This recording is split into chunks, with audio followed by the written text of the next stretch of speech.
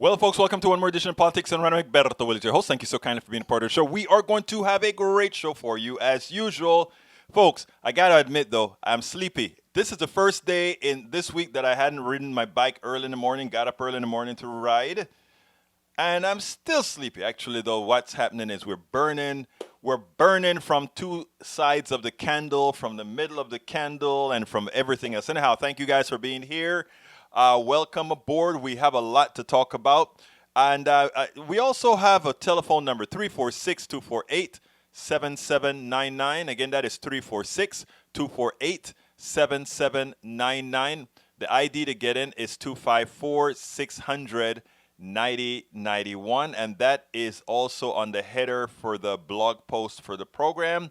But I think what I better do is I better go ahead and also put that guy inside of the chat. So what I'm going to do as we speak is throw all the Zoom information that you can either call via the link or call directly in to the show. If you want to say something, if you have anything that you want to put out there, lo que quieres hacer, we are here to support you. Anyhow, today we have a great program for you. The title of the show today is, Trump admits holding America hostage, suffering in silence. Democrats must be shouting. Okay, let's see. You tried sharing your post from FB, wouldn't let me, said didn't have permission. Really? I think the show is global, so you should have permission to share it. See, Facebook does a whole lot of things. I get all these kinds of messages. Oh, we can't share, we can, all that good stuff. And that hurts our viewership. Try again, Breach. Try again to go ahead and just go ahead and click the share button and see if it'll get better later on. But everybody should have access to sharing this program. Anyhow, folks, if you're just joining us, please share us to your wall. Breach, try sharing it to your wall first if it were somewhere else that you were sharing it to.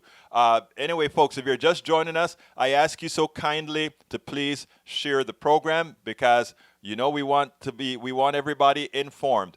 Anyhow, before I get into the show, actually, I ran across this story. I ran across it a couple of days ago. Then it showed up again today on NPR. And I said, you know what, let me go ahead and present this guy to you guys and tell me what you think about this. Here we go.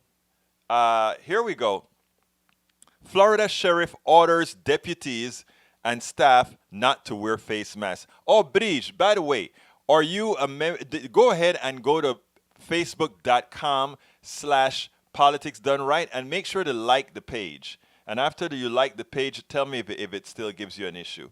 Anyhow, the story that I have on the screen right now. Florida sheriff orders deputies and staff not to wear face masks. For you that are listening on podcasts, the sheriff in Central Florida COVID-19 hotspot has issued, again, it's a hotspot. He has issued a directive prohibiting deputies, staff, and visitors to department offices from wearing protective face masks. An order that came as a local mayor and city council squared off a mask ordinance for business. In other words, the city council wants to have people wear face masks. They also, so they're doing their job. And here is the enforcer of the law, the sheriff, that goes ahead and says now, oh, I'm sorry, you guys are not allowed to wear masks in this building. Marion County Sheriff Billy Wood sent an email Tuesday informing approximately 900 people working in the department that when you are on duty working as my employee, listen to how he's talking, as my employee and representing my office, masks will not be worn. The Ocala Star reports. Now, he's talking about my employees. No. Our employees. It's a city who actually pays their salaries, and you are just an elected official who should be following the requirements or following what they're asking you to do. You're not God, and that is a problem many times with police officers, with the law enforcers. Woods added that effective immediately, any individual walking in any one of our lobbies, which includes the main office and all district offices that is wearing a mask, will be asked to remove it. In other words, he's willing to throw people's lives in danger. This is the right-wing Republican thinking that I'm talking about. Here in Kingwood, Texas, we have parents that want to send their kids to school instead of having them do learning until we reduce the level of infection in the virus. Because that's just what they want. Leadership from the top, from a president that is utterly incapable of doing the job, convincing otherwise people that should be considering themselves fairly intelligent that they just want to maintain their freedom and do that. So here, the reason I'm bringing this up, this is an example of the cancer that's going through this country. In that light, the current events when it comes to the sentiment and or hatred toward law enforcement in our country today, this is being done to ensure there is clear communication and for identification purposes of any individual walking into the lobby. Yeah, right. Yeah, right. Let's see. Masticator says, and yet Hidalgo can unconditionally require masks, and that is A-okay to Egberto. Absolutely so, because in this case, she is protecting the lives of others. He is saying, I want to enforce you putting the lives of others in danger. She is saying the diametrically opposite thing from what this guy is saying. Completely opposite. We can debate and argue all day of why and why not. Woods added, the fact is the amount of professionals that give the reasons why we should, I can find the exact same amount of professionals that say why we shouldn't. And that is utterly false. So we have, but then again, that is something we're sure about these police officers and sheriffs. The one thing they have in common with Donald Trump is they have always been consistent liars. You pick up a police report, and you pick up any police report any given day, and what you find in that police report is that it's a amalgamation of lies. An amalgamation of lies, because that is what they're good at. They make an arrest, they lie. In fact, they said that George Floyd died of natural causes. George Floyd had an event. They didn't say the event that George Floyd had came from sitting on his back and choking him. The original report didn't say that. Marion County, with a population of about 370,000, has had nearly 6,800 continued coronavirus cases since the start of the pandemic, with 104 deaths. Marion reported a single-day record deaths, 13 deaths on Tuesday. County officials said, according to the Star Banner, 43 sheriff's office employees, including several patrol officers, and more than 200 inmates in the county have tested positive for the virus. This is the reason why it doesn't matter if you are too progressive to like Biden and Harris. That's fine. But this is existential. This is existential. You have killers in office right now. I'm not saying that to be hyperbolic. We have killers in office, from the sheriffs to the police to the president. Let's be clear on that. We have killers in office. And how do you justify that statement, Egberto? You justify that statement by saying a police officer police officers that continues to get quite a few people killed, and nobody comes back and says, yes, he was wrong for doing that. A president that continues to say, no matter what, just go to school. Signing the death warrants of many fellow Americans. So if you want to know why it is essential that we have a blowout in November, and not only the president and the vice president, but the senators, but the congresspersons, plus the houses and senates in every single state, we have to have a clean wipeout. We have to get rid of the cancer that is polluting the average American citizen. Good people falling for the narrative that's coming out of these think tanks for conservatives who lie to them and make them no better than sycophants, not only for a president, but for an ideology. But at the same time, we have to keep the space open to bring them into the fold. All right. I mentioned that about cops being, these cops, etc. Then again, I see another article, right? NPR again. And what is the title? Wrong article, but it was, I think it was, confidence in police is at record low, Gallup survey finds.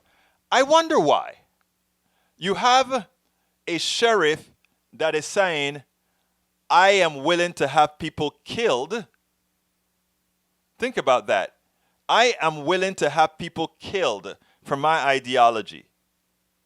You have governors, you have all these groups of people that in as much as the science is clear, saying that. No wonder confidence in police is at a record low. Here it goes. This one is from the New York Times. Amid waves of civil unrest, as protesters across the country continue to demonstrate against police brutality, Americans' confidence in the police has dropped to a record low, according to a Gallup poll released on Wednesday. The survey conducted by, and this is for our podcasters, the survey conducted by Gallup from early June to mid-July found the confidence in police had fallen 5 points to 48% from that year. Gallup, which started tracking the public's confidence in a range of public institutions in 1973 during the Watergate scandal, adding the police in 1993, said this was the first time in the 27-year trend that this reading is below the majority. Hello, Rose. And you know what? This is all justified. If you don't understand the rationale behind why the confidence in police officers is there, it should be quite evident now. We've had story after story about police reports not being the reality of what folks have on video. In other words, they lie, they lie, they lie. But again, and who do they generally like? Donald Trump. And what is Donald Trump famous for again? Lying. So we have to start getting rid of these cancers. We have to start making sure that these people are held accountable. If you lie on a police report, you should go to jail, because you should have the utmost confidence of the population if you are supposed to enforce the laws for the population. So I think it is imperative going forward that all police chiefs let their police officers know lying on a police report is punishment by jail time, and not only jail time, but by getting rid of you as a police officer. And then we can start cleaning up the scourge that they are, the people that goes out there and kill and maim quite a lot of our citizens. I'm not saying we don't need them. We need good police officers for the criminals on the street. We do.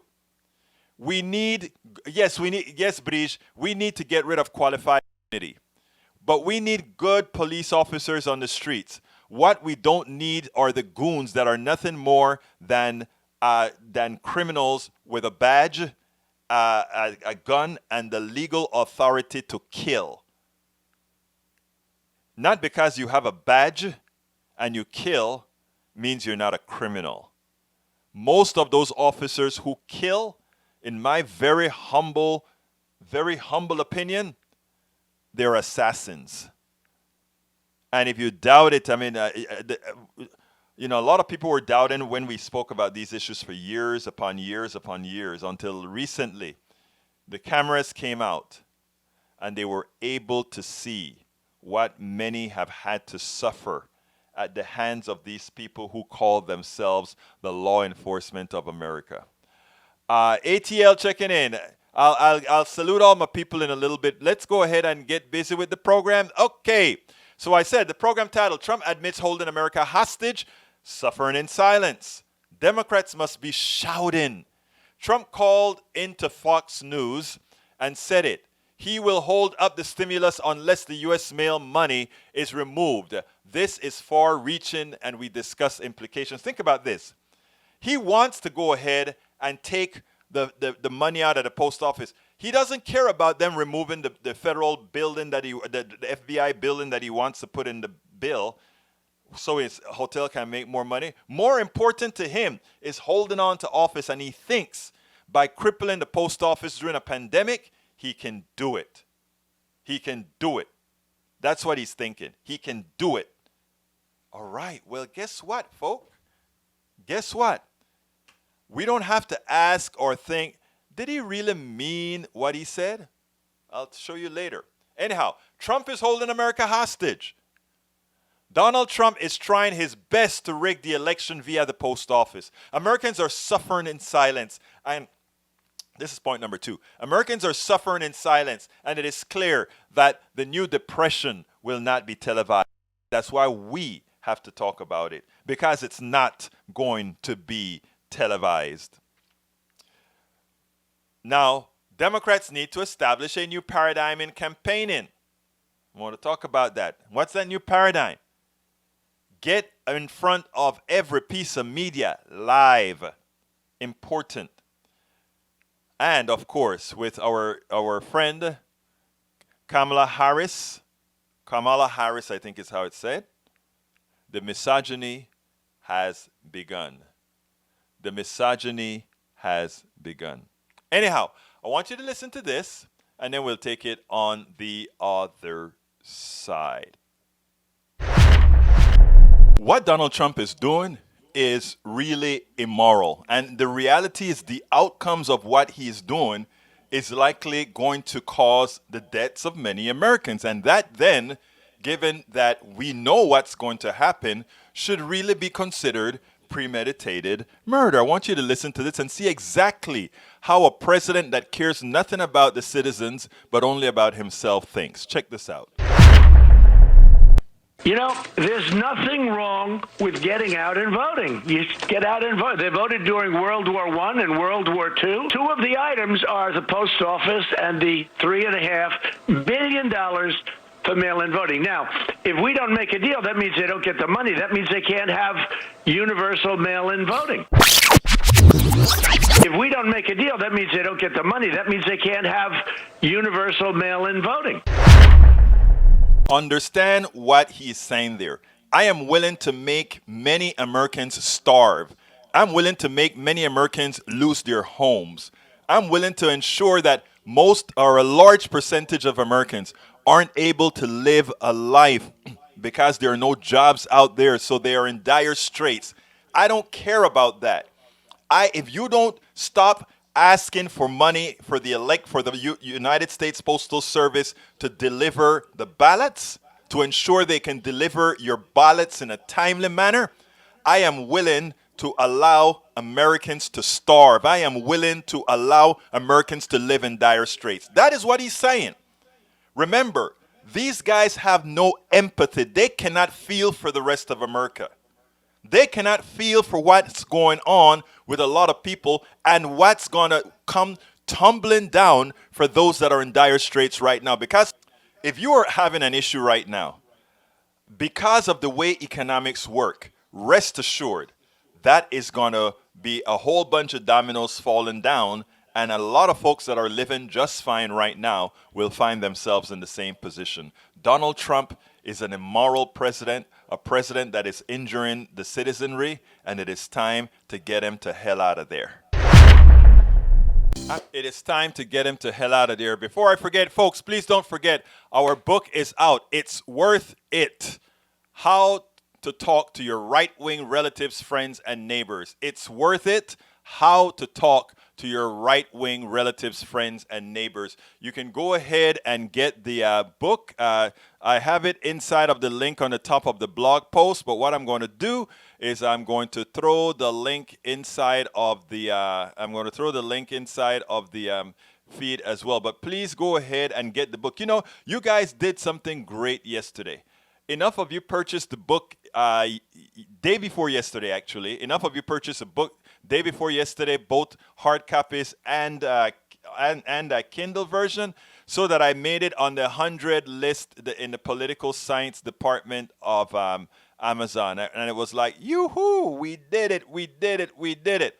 But then this morning I woke up and we went from 90 something down to 134. So we dropped out of their top 100 list, which means people will have a harder time finding us. So I want to ask you guys again, una vez más, thank you so kindly. Go ahead and share this link and tell folks, hey, support a good book that is out there. Support a good book that is out there that is talking about conciliation between peoples and talking about how we got things done and how we can talk to each other. Please do. It is so important that I get a whole lot of these books out there. So please, if you're just joining us, my new book is out. It's worth it. How to talk to your right-wing relatives, friends, and neighbors. It's worth it. Please go ahead and get yourself a copy. Those of you that are listening, you know what? If you're listening and don't know where, he called that book, just go to egbertowillies.com/ I think it's /mybooks. Let me go ahead and pull that up real quick. egbertowillies.com. I'm going to tell you that link in a minute so that those of you that are actually listening on the podcast can see it, because I really want to get back into that 100 so that we can get enough of these books sold. We can keep Politics Done Right and all those and all these things pretty active. Hey, website is slow, so I guess I better move on. They've been having some problems at our web hosting, evidently, all these servers that they have out there. Anyhow, so going back to the program at hand. So as you can see, what he's trying to do is he's trying to hurt folks at the post office. And today there was an article that came out, a very important article that came out on, I think is it Vox or one of them? Vox? Which one is it? I believe it is, and I had pulled it up because I wanted to show you guys the report, but it seems like I have lost it. Oh, there we go. Here we go. The post office is deactivating. Let me put that on the screen so you guys can see that one, because it's an important article. The post office is deactivating mail sorting machines ahead of the election. And here's what's so scary. The United States Postal Office is removing mail sorting machines from facilities around the country without any official explanation or reason given. Motherboard has learned through interviews with postal workers and union officials. In many cases, these are the same machines that would be tasked with sorting ballots, calling into question promises made by Postmaster General Louis Deloy that the USPS has ample capacity to handle the predicted surge in mail-in ballots. Motherboard identified 19 mail sorting machines. That's a lot, because these machines do hundreds of thousands of mail pieces every day, right? Motherboard identified 19 mail sorting machines from 5 processing facilities across the U.S. that either have already been removed or are scheduled to be in the near future, but the Postal Service operates hundreds of distribution facilities around the country, so it is not clear precisely how many machines are getting removed and for what purpose.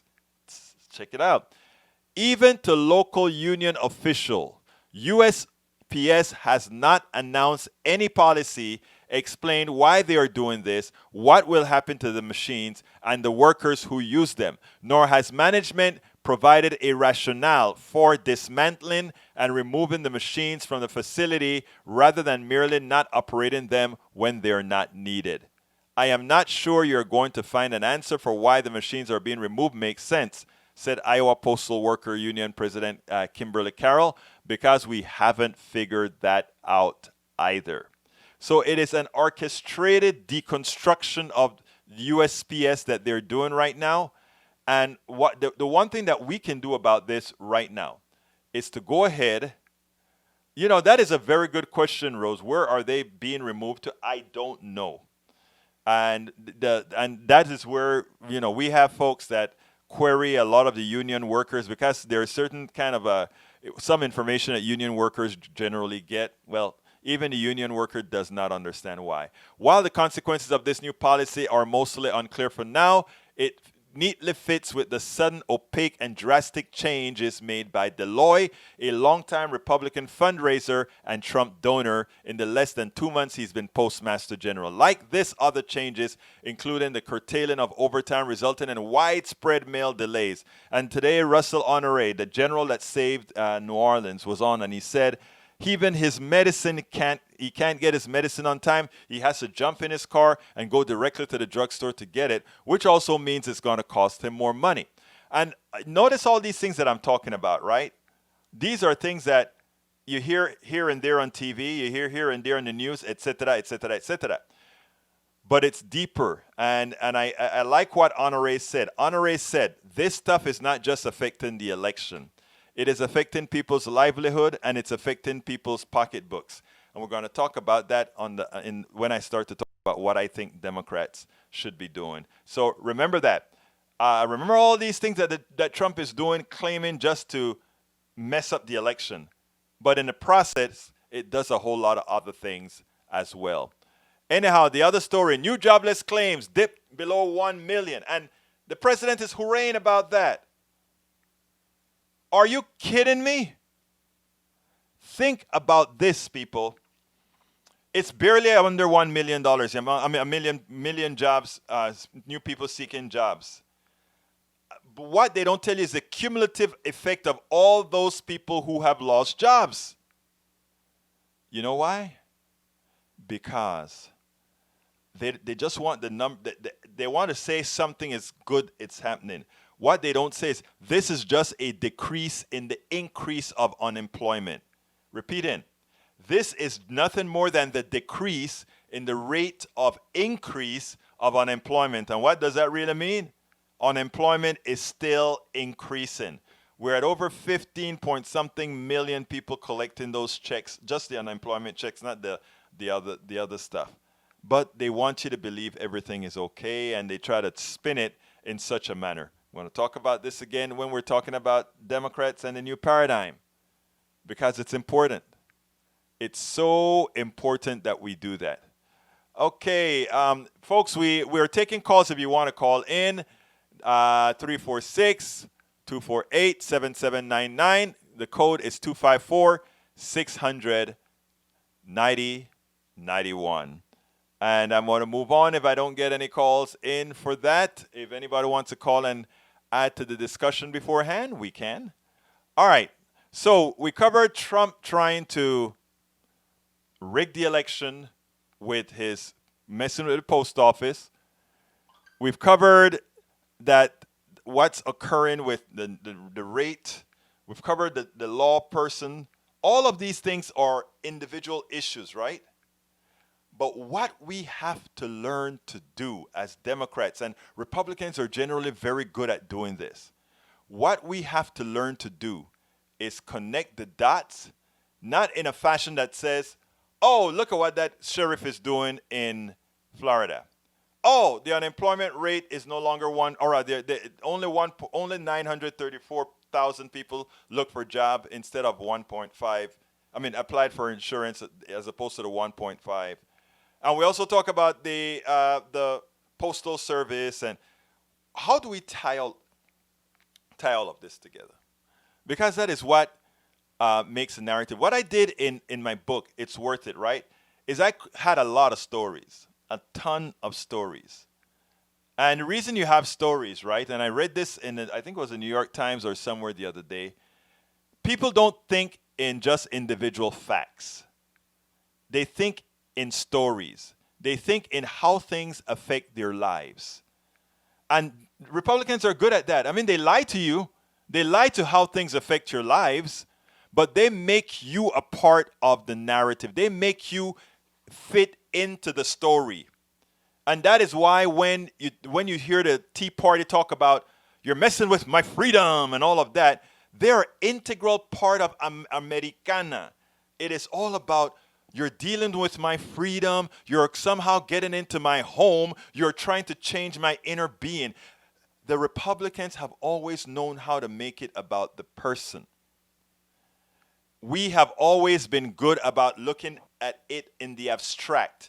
The abstract affects everybody and it makes sense the individual. When they look at it the way the Republicans do it, it only touches on individuals. So they can cater a message on the individual basis. And that's what they're good at. We have to change the paradigm. And the paradigm change doesn't involve just, well, we need to tell stories as well. We need to tell real stories using all those individual facts and turning it into what really and how it really affects the individual. And we're not really doing that. So I talk a whole lot about people suffering in silence, and the depression will not be televised. And why do I say that? I talk to people. My wife talks to people. You probably talk to people that are having a very hard time right now. They're now that they're not getting the supplemental monies from the government because they cannot find a job. What are they gonna do? They sit down. They have credit cards, because the one thing Americans have been given is a lot of credit. And we don't quite explain to Americans that they feel good because they have credit cards with high limits, so therefore the amount of monies they can spend is a whole lot more, so they feel good about that, and that seems like a positive, right? And the government create laws that allows private companies to give you as much credit as possible, and when you then run into trouble, they take it all from you. They take all your assets and everything. In effect, the creation of permanent paupers going forward. But we as progressives, we want to have a CPB that controls what the credit card can lend you less money so you don't get into trouble, and all these things we know is good for you, but we don't individualize it in such a manner that you see that it's not only good for you, but it should really be your requirement of the government to save you from yourselves many times. Just like the masks that you don't want to wear, the mere fact of having somebody tell you, the entity says you have to wear this mask, society says you have to wear that mask, now that option is not up to you. But by you following that option, you've not only saved yourself, but you've saved millions of others, right? How do we change the message to do the two things? Republicans only work on half. Their first half are lies, and then the remainder is to tell you how individually you benefit from what they're giving you. In other words, not wearing that mask, you benefit from this thing that I'm not sure what it is, called freedom. What, freedom to get sick? Freedom to die? Not wanting big government that has good social programs free you of the government because it makes government small. So therefore, if government is small, you don't have to pay a lot of taxes. And wait a minute, but don't those on the lower economic spectrum, when they get a better bang for their buck in taxes, given that the wealthy pay that much more? It's all in how you cater the argument. So now, what's happening in America? Today in Dallas, there are these long food lines, and they finally ran out of food. And of course, Donald Trump is not giving $600 a month anymore to these people that are suffering. They want to work, but they can't find a job. Because he believes if he gives them $600 a month, because that a week, because that $600 a week is more than some of these waiters get or some of these people get because they're abused, they won't go back to work. It's not many of them that applies to, but even if it were many, I would be like, great. That's a backdoor way of increasing their wages, because if a company really needs to have them, they'll pay them their worth. And we're saying $15 minimum is what somebody should make, and that $600 a week is minimum wage. But then they say, okay, but still having them sit down for $15 and just having to pay them $17 to get them back, they're not going to come back. And I say, you're right. Right now we're in a pandemic.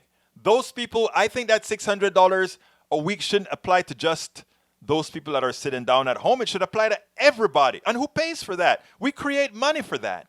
But isn't that going to cause inflation? No, it doesn't. Inflation means there's too much money chasing too little goods. And we don't have that problem at all. At all. Economies are man-made, human-made. And if the economy is human-made, we can keep expanding it until we can't, which is what we need to do right now. Some of this may be, so we have to find a way to explain that, and that's how I do it. I do a lot of that in the book as well, when I talk about how to speak to your right-wing neighbor. I make them answer all the questions.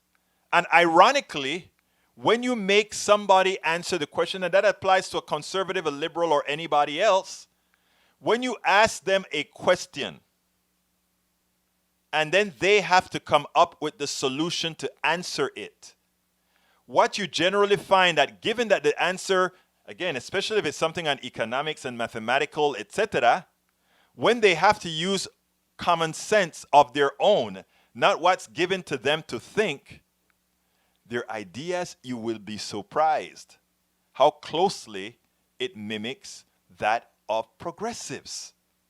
When you ask them, why is it again that we are paying somebody 22 cents or 20 cents on every dollar just to pay a bill? Would you do that? No, that's silly. I remember asking a woman at Starbucks one time, I said, hey, I'll pay all your bills for you. How much do they add to? $2,000, $3,000 a month? Okay. You give me $3,600 and I'll pay your $3,000 every month.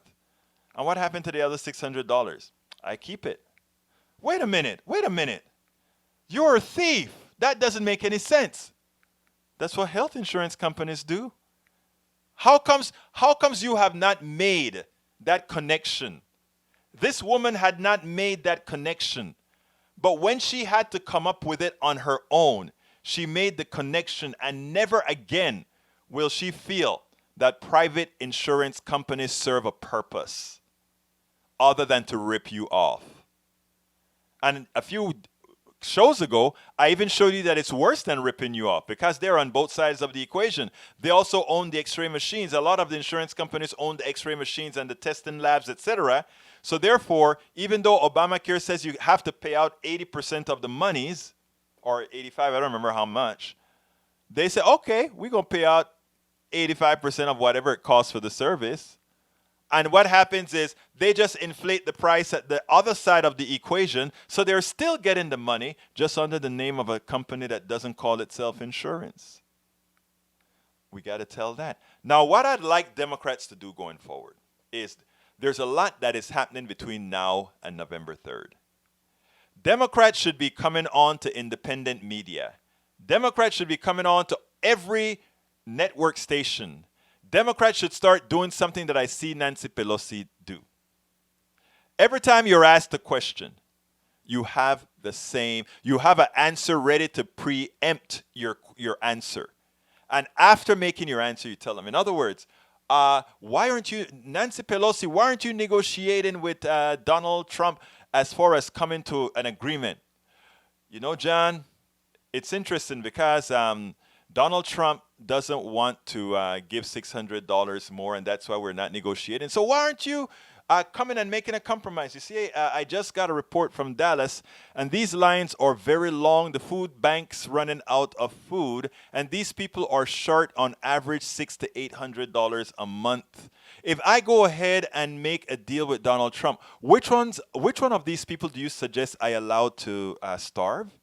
Which one of those people in the line do you think I should allow their kids not to grow up with a healthy diet, which is going to permanently affect their well-being throughout their entire lives? Which ones? Tell me. Which one should I negotiate away? Tell me which one, questioner. That is a question that you don't need to ask me. Why don't you go to Donald Trump and his goons and ask them, why is it that they're willing to starve the children of America? Why is it that they're willing to kill the children of America with forcing them into schools without masks? Ask them the questions. Let them answer.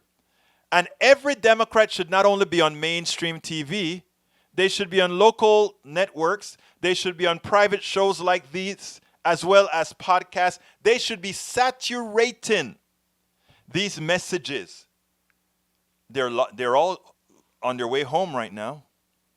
I use what is it called, Feedly, to see news from all over the world, and I don't hear many of them beating the message into the psyche of America. Now, I want to back up a bit. I'm claiming that these politicians need to be saying that. They need to be saying that so that they will be elected, right? So that people know there's a place for them to go to get elected. But you have a job too, my brothers and sisters that are listening to me right now. Because in as much as we are putting the blame many times, first of all, the conservative lies that has screwed this economy hold the ultimate blame. Those who have allowed it to happen undeterred are the second level of blame.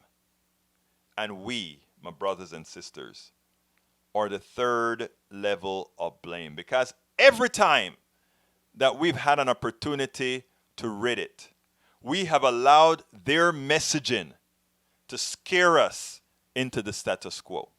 One of the reasons I'm dedicating my life to doing this type of work is to say we cannot allow them to use the status quo and fear to have us make the wrong decisions again. You know, when you have pandemics, when you have great chaos, that is when you can make change. And the reason you can make change, because every change that you make is going to be disruptive. But guess what? The disruption has already begun. Thank you, coronavirus. 160-something thousand people gone. So you see, this is a time, and remember a few shows ago I said, we don't have a lot of time. We have a few months. We have a few months before that starts over again. We have a few months before the metastasis is there again. So let's start really hard working. And we can't leave it just for those politicians, right? We have to do it ourselves. So how do we do it?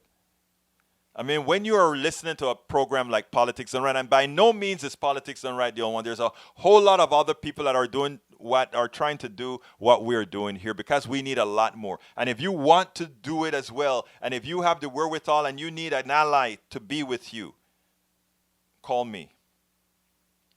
Because we'll set you up and you can get there and you start doing it as well. To be out there singing the message, talking the message, because we need geometric progression. That's what we need. In fact, I have another book that is like a 10th written about how to become an activist, blogger, journalist, and podcaster and host of your stuff. I'm writing that right now as well. I think I have 3 books that I'm writing right now at the same time. And this one, I may want to get this one out even before I finish the one that should be finished already, which is Make America Utopia.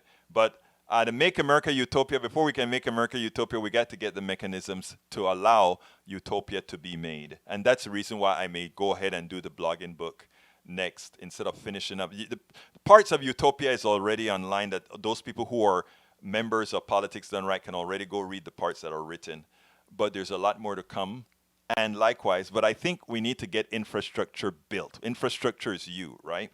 Infrastructure is you sharing, is you going online and sharing truths. You going online and not only sharing other people's articles, but writing your own lead. Let me tell you where I get a lot of ideas from many times.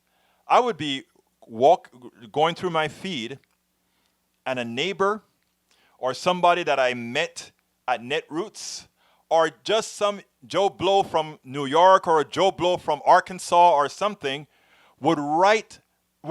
sometimes I think they must be up late at night like I am, and they would just write something on Facebook. No pictures, no nothing. They'll just write a statement. They'll just write a couple of paragraphs. They'll just write 5 paragraphs that is so intense, that is so informative.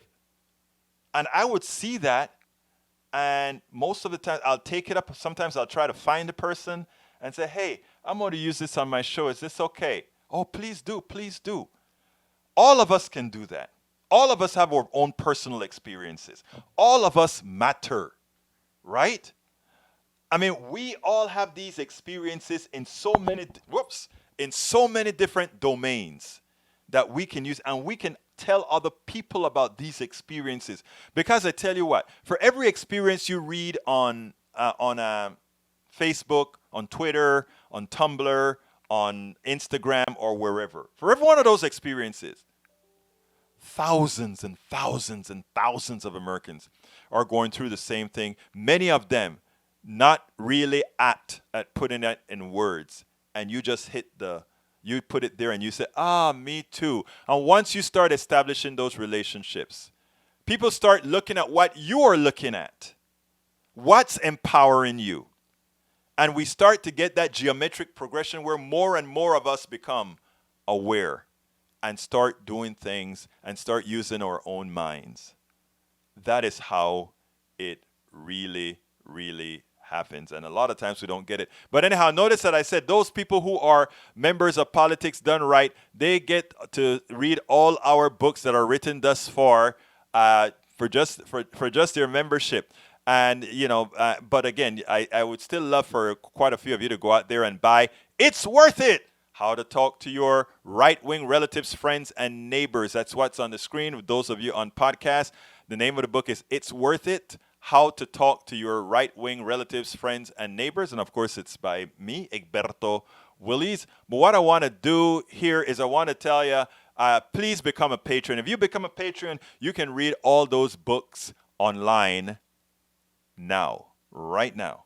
So just go ahead and go to politicsdoneright.com/Patreon. Again, that is politicsdoneright.com/Patreon. If you want to support us also via PayPal, you can go to politicsdoneright.com/PayPal. Again, that is politicsdoneright.com/PayPal. We can now take memberships on Facebook, so please consider visiting politicsdoneright.com/Facebook. Again, that is politicsdoneright.com/Facebook. And then, of course, shop at our store. Our store is politicsdoneright.com/store, where you can also get, guess what? Nuestro vaso, or cup. You can get our cups and all that good stuff. Of course, if you're on YouTube, you can hit the $ and give us a super chat and say, yes, we support you. We want you to continue doing what you are doing. And that is how we get stuff done. That is how we really get stuff done. Now, if you want to go ahead and get the book at Amazon, let me go ahead and get that link for the book at Amazon. I'm going to find it right now. So if I find the book at Amazon, here is the link to get the book at Amazon. So please, folks, bring us back into that top 100 again. So please go ahead and get that book. I appreciate all you guys. And remember, I told you, those of you who become subscribers, you get complete access to all of our books, etc. And what I'm going to see if I can do right now is give you the link to all the books that we have. There it is. It's actually egbertowillies.com/my-books. There it is, right there. If you want to if you become a subscriber, all our books are online at that location. Anyhow, continuing, I think, did I have another video for you? I don't think I have another. I have several other videos, but I showed them already. There's one other subject that I wanted to cover, and let me go ahead and get it up here on the screen real quick. You know how that goes. Para ver. I cannot find it. And when I cannot find it, I get fairly concerned. But I won't get concerned. What I will do is I'll tell you that it was all actually about Kamala Harris. She's taken a blunt beating right now from Donald Trump. But luckily, this time around that a woman is running, there is a posse that's been put together that they are going to be not holding Donald Trump and others accountable. They are going to be holding the media accountable in how they're covering women versus how they cover men. Anyhow, It's about that time for me to call all my wonderful watchers, listeners, followers out. So, Brige MCP, welcome aboard. Then there is Deidre Scott. Welcome aboard, my friend. Masticator, welcome aboard. You came on Masticator today to give me hell. I'll talk to you about that in a little bit. Lee Grant, welcome aboard, Lee Grant. Para ver, Rose William, welcome aboard. Norman Reynolds, thank you for being here. Paul Fleming, thank you for being here. I think Dimitri OG, ¿cómo estás, mi hermano? Muchas gracias por estar aquí también. And let's see who else is here. Let's see. Lawrence Sims, welcome aboard, Lawrence Sims. I think I called out Rose Williams already. Let's see who else is here. If you want me to call you out, just drop your name in the list and I'll call you out because I love you all. I love what you're doing. Yeah, Brige. We are nasty women. Uh-oh. I am just reading what Brige said. That's not me who said that. That's what Brige said, okay? So please don't send me all those notes telling me how I'm rude, I'm a sexist, I'm a misogynist, or because I'm not. I really am not, and you guys know that. Anyway, Paul Fleming says, well, if we vote the fool out of the White House, the new president will lock the country down and reset this crisis. What he will do is make sure that we do whatever science says. If it's a lockdown, it's a lockdown. If it's a selective lockdown, it's a selective lockdown. But what we will do is finally give the forefront to the scientists with a new president. Fleming says, Trump said the COVID would just go away. No one can trust this fool that goes out and lies to Americans daily. Doctors and scientists first. Exactamente, Paul. You're absolutely right. P. Ro Dusa. He don't like nasty women. He like nasty girls. Hey, why are you guys having me say this? Come on, P. Ro Dusa. You made me say that. But it's your words. Okay, let's continue. Para ver. Rose Williams, considering the way we've handled COVID so far, what's going to happen when we get hit with the next pandemic? In all probability, they will start coming to us more frequently since we aren't addressing the ecological changes that make it more likely for them to develop.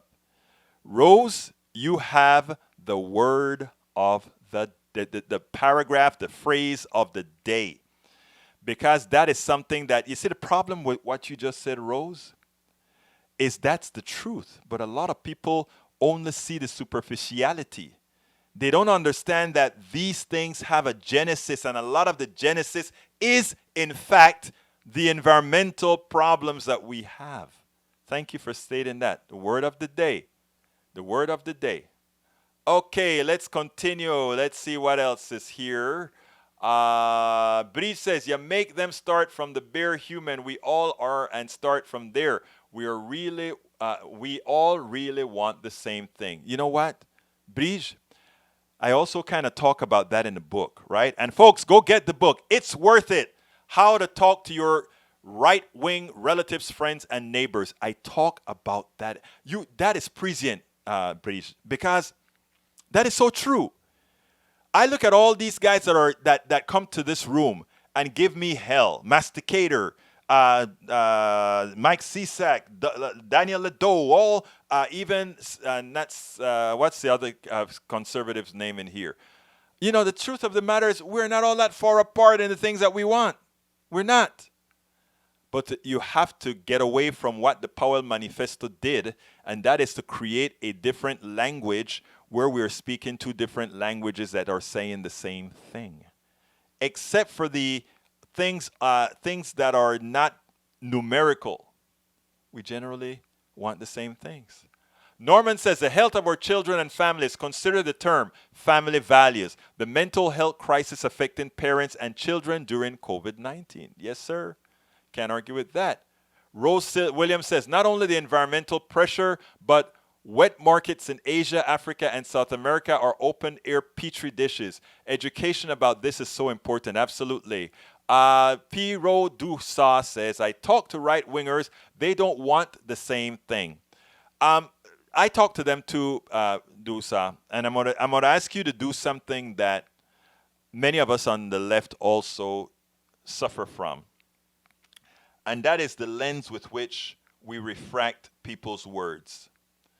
And we have a tendency to refract the people's words based on what we know about them and what the totality is, right? So what I usually do is I usually start talking about children. I usually start talking about parents. I usually start talking about all those kinds of things, right? Because what happens is a lot of the things that they think they believe start to wash away as you start from those commonalities. Then the things that restrict those commonalities tend to make them do a double take. And that's why I said in my book, you have to tell stories. And when you start telling these stories, that's how the change really start to occur. And you know what? There are some that are not going to change, but the mere fact that you're talking actually in its own right affects change. Because a lot of times, let me tell you what happened. I'm in Starbucks. I don't particularly try to whisper. In not whispering, I'm entertaining others to listen to the conversation as it goes by. And if that person that is conversing with me says something and that something is silly, they're saying it as a comeback to me, but the person that is listening to it sort of fairly neutral or whatever, that person starts to see the materialization of the argument. And in seeing that, I am also talking to them and changing them. A lot of times, not every time, I'm not, there's a certain amount of people that it is deeper it's not enough that they're wrong. It is just enough that they're against you. There's a difference, right? There are a set of people that still have a cancer within them that just want to be against you. You can't do anything about that. That's a pathology. That's a cancer. That's a disease. That is a mental problem. They are mentally unhealthy. And that is something that we have to get around. We are coming close to the end of the show. I want to thank everybody here for being here, for listening to me, for being a part of the messaging, for giving me your info, for giving me your inputs, because all of us make each other. Let me read the last message from Rose. I believe you. It doesn't matter where, but these kind of practices need to end everywhere. Yeah, I get it. Rose Williams, when I read that, I was shocked. Yeah, about the wet markets, etc. Kind of interesting. So again, we learn from each other. We move from each other. And each other don't only mean us on the left. It means all of us. Thank you so kindly for being a part of Politics Done Right. Thank you for being here with me. I know you have other places you could be as well. My name is Egberto Willies. This is Politics Done Right. And you know how I end this baby. I am what? Out! I'm Egberto Willies, host of Politics Done Right, an independent news program. I post several news videos of interest every day. I ask you so kindly to subscribe to my channel, and please leave me some comments. Thank you very much.